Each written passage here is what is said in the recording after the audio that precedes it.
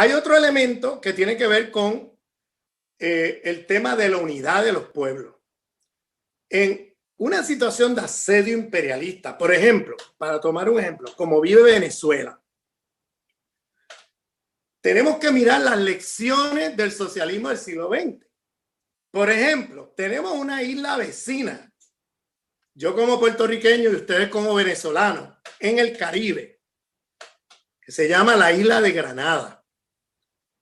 Puede que muchos de ustedes no conozcan esta experiencia porque son más jóvenes, pero aquellos que tengan mi edad o sean mayores que mi edad se recordarán de la revolución en Granada, que fue de 1979 a 1983. Esa revolución, que fue muy importante en todo el Caribe, era una revolución antiimperialista. Y uno de los problemas que tuvo esa revolución, por lo cual fueron invadidos y destruidos por el Imperio Americano, fueron las divisiones internas del movimiento revolucionario. Hubo unas divisiones en medio del asedio imperialista donde empezaron a dividirse internamente los revolucionarios granadinos, más por temas, vamos a ponerlo así, muchas veces de ego y de personalidades y cosas así que por contenido. Y ya en los temas de contenido no justificaba las divisiones porque se pudieron haber negociado las diferencias de contenido cuando tú tienes el oso del norte a punto de invadirte.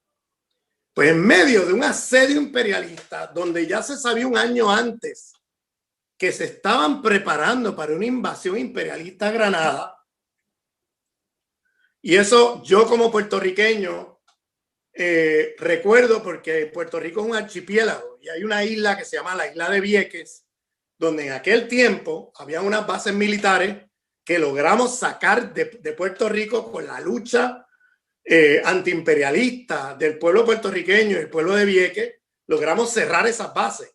Pero esa base militar era el lugar donde ellos ensayaban sus invasiones militares en el mundo. Entonces nosotros en Puerto Rico sabíamos cuándo venía una invasión militar imperialista en algún lugar del mundo, porque un año antes ellos empezaban a ensayar esas invasiones y le ponían a las invasiones nombres eufemísticos que te daban pistas de para dónde iban. Y esos ensayos se hacían en la isla de Vieques. Y nosotros veíamos los ensayos, escuchábamos lo que decían y claro, enseguida le informábamos al país que fuera de lo que pasaba, de lo que venía.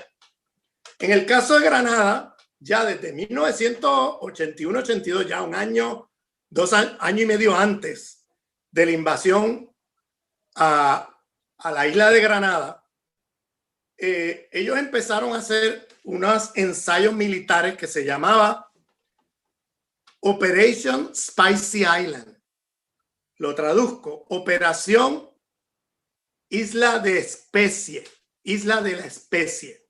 Las especies, tú sabes, como una especie del orégano, nuez moscada, o sea, las especies que se usan en la comida. Bueno, ese era un nombre eufemístico, primero porque Granada es una isla que el número 1 producto de exportación es la nuez moscada.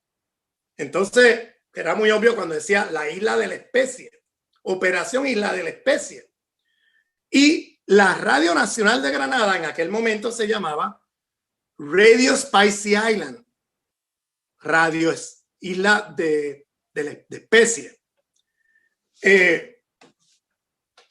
Y claro, cuando ellos le llaman a las operaciones militares de prácticas militares en la isla de Vieques, Operación Isla de Especie, y nosotros inmediatamente supimos para dónde iban. Le avisamos a los compañeros y compañeras en Granada, esto viene, prepárense, un año y medio antes, un año antes. ¿Qué pasó? Se empezaron a pelear entre los revolucionarios, compañeros y compañeras. Y esto no es un tema de si me gusta o no me gusta, o si me cae bien o mal, tal o cual compañero o compañera. Es que se trata de responsabilidad revolucionaria. Ahora mismo Venezuela es el punto neurálgico de la lucha antiimperialista en América Latina. Si cae Venezuela, va a ser una derrota política enorme para los pueblos en las próximas décadas. La caída de Granada, por ejemplo, tomó por lo menos 30 años para que en el Caribe se recuperaran los movimientos revolucionarios, porque la caída de Granada fue un golpe durísimo, sobre todo en todas las islas del Caribe oriental. Y por tanto, llamo la atención porque otro de los llamados que hacemos es a la unidad antiimperialista. Porque en un momento de agresión imperialista como la que vive Venezuela, parecida a la de la isla de Granada, las divisiones entre los revolucionarios juegan a favor del imperialismo. Lo que hacen es debilitar el campo imperialista. Entonces, yo llamo la atención para que no repitamos el error de la Revolución Granadina, donde incluso hasta terminaron matándose entre ellos.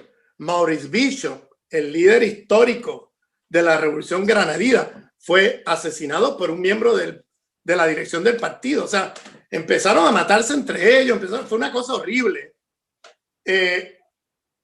Y yo creo que Venezuela está a tiempo de que esas cosas no ocurran.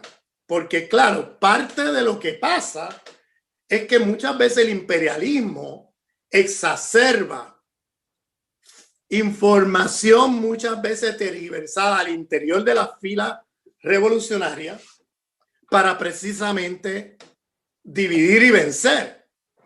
Mire, la experiencia de las Panteras Negras en Estados Unidos. No sé si conocen las Panteras Negras. El movimiento revolucionario de los años 60 y 70 de los negros americanos.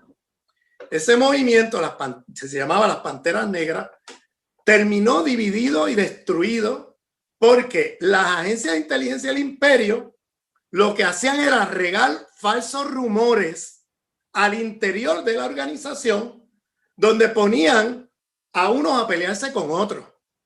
Y eso terminó tan mal que terminó destruyéndose la organización y terminaron siendo fuertemente reprimidos por el imperio. Algunos asesinados y otros encarcelados de por vida.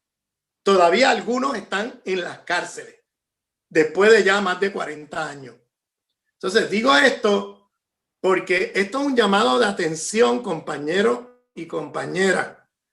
No permitan que ni los rumores ni ningún tipo de excusa para dividirse el movimiento revolucionario, el campo revolucionario en campos separados. Yo creo que para eso se tiene que hacer un esfuerzo de negociación, un esfuerzo de voluntad, un esfuerzo de superar cualquier personalismo o discrepancia y buscar cómo llegar a acuerdos, aun cuando todavía puedan existir discrepancias, para no dividir el campo revolucionario antiimperialista en 2, 3, 4 o 5 pedazos. Ya 2 pedazos ya es un desastre. Ya si nos vamos a 3 o 4 pedazos, ya apaga la luz y vámonos. Entonces, llamo la atención porque eso requiere voluntad política. Yo sé que muchas veces, al calor de la lucha y de los conflictos, pues hay coraje, hay, ¿cómo te digo?